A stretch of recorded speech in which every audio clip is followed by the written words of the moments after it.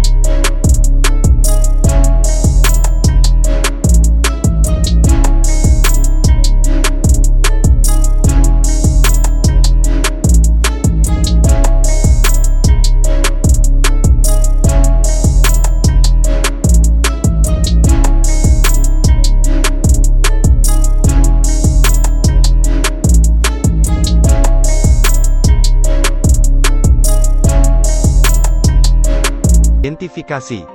Dan di sisi lainnya, Putri Duyung di dalam mobil polisi. Penasaran melihat sekeliling. Ini adalah pertama kalinya dia memasuki dunia manusia. Dia murni.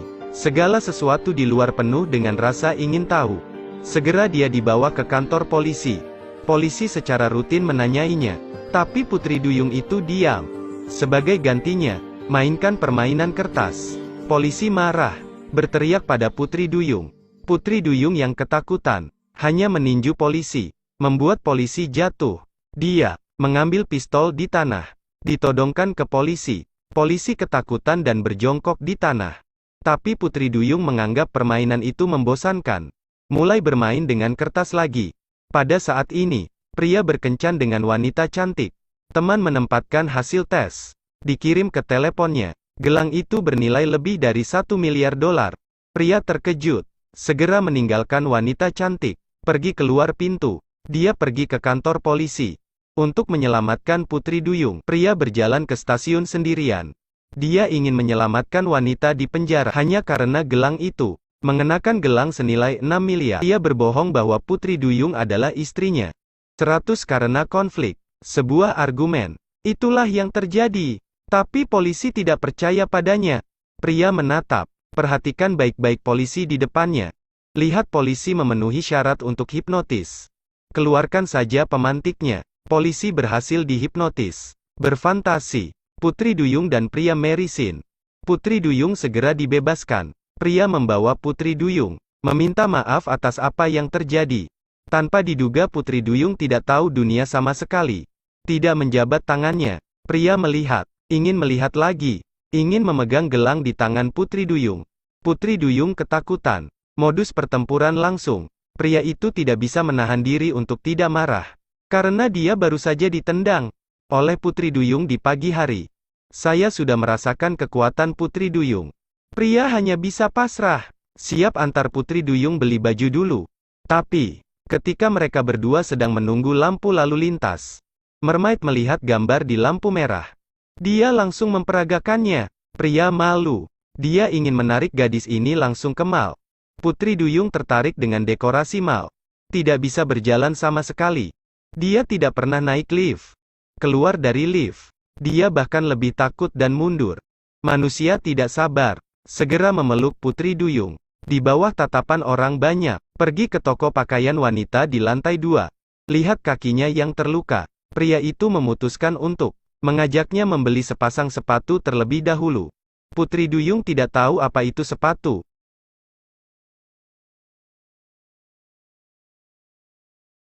Pria itu tidak tahan, langsung membantu Putri Duyung memakai sepatunya. Lalu, pria membawanya untuk membeli gaun. Tapi Putri Duyung tidak tahu cara memakai rok sama sekali. Dia bahkan mengenakan rok di atas kepalanya. Kali ini, pria kesal. Bahkan, pemandu belanja di sebelahnya tertawa terbahak-bahak. Manusia naik. Masukkan Putri Duyung langsung ke kamar pas. Membantunya berpakaian. Lihatlah diri Anda di cermin. Putri Duyung sangat puas. Ketika dia selesai bercermin, dia tidak melihat jejak pria itu. Putri Duyung tidak bingung terlalu lama. Badut itu segera menarik perhatian. Berjalan menuju badut. Sampai pria itu kembali, yang saya lihat hanyalah kamar pas yang kosong. Pria panik mencari. Akhirnya ketemu di pojokan. Putri Duyung makan permen lollipop. Pria marah. Memegang pundak Putri Duyung. Pria bertanya lagi apakah Putri Duyung itu terluka. Putri Duyung itu terkesan. Saya tidak tahu apa yang benar-benar dipedulikan seorang pria. Apakah gelangnya? Kemudian, pria itu membawa Putri Duyung ke restoran untuk makan malam. Putri Duyung tidak menggunakan peralatan makan. Makan dengan tangan. Pria itu menutupi wajahnya dengan jari-jarinya karena malu. Ini terlalu memalukan. Pria ini ingin mendapatkan Putri Duyung untuk gelang seharga 6 miliar. Untuk mengendurkan kewaspadaan, pria itu memutuskan untuk mengajaknya makan kue. Putri Duyung tidak bisa menggunakan peralatan makan. Makan langsung dengan tangan. Duyung makan 8 piring pasta berturut-turut dan beberapa kue sebelum berhenti. Manusia melihat waktu yang tepat. Ambil korek api di atas meja. Mulailah menghipnotis Putri Duyung. Operasi pertama. Manusia berhasil. Bertujuan untuk mencapai. Pria itu membawa Putri Duyung langsung ke tempat yang ramai. Buat dia menunggu di tempat. Bersiaplah untuk langsung lari. Putri Duyung itu murni. Yang taat telah tinggal di tempat dan menunggu. Tunggu sampai mall tutup. Ditendang keluar. Tapi pria itu sudah mengemasi barang bawaannya. Siap kabur semalaman. Melihat lampu lalu lintas di luar jendela. Pria itu tiba-tiba teringat pemandangan di siang hari.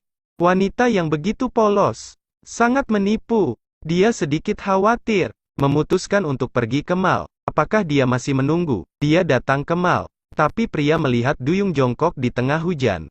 Putri Duyung masih menunggu pria. Pria itu akhirnya mengalah. Bawa Putri Duyung kembali ke hotel. Putri Duyung pertama kali tiba di hotel. Penasaran tentang segala sesuatu tentang hotel. Duyung penasaran untuk memainkan kartu kamar. Dia pikir permainannya menyenangkan. Jadi tetap pasang dan cabut kartu kamar. Gelap untuk sementara waktu. Pria itu tidak tahan lagi. Langsung mencuri kartu kamar dari Putri Duyung. Setelah mandi, pria duduk di sofa melihat komputer. Putri Duyung sangat penasaran. Seseorang mengambil komputer dari tangan pria itu.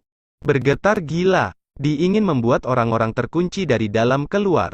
Manusia tidak tahan. Letakkan komputer. Bergegas tidur. Tapi Putri Duyung sangat penasaran.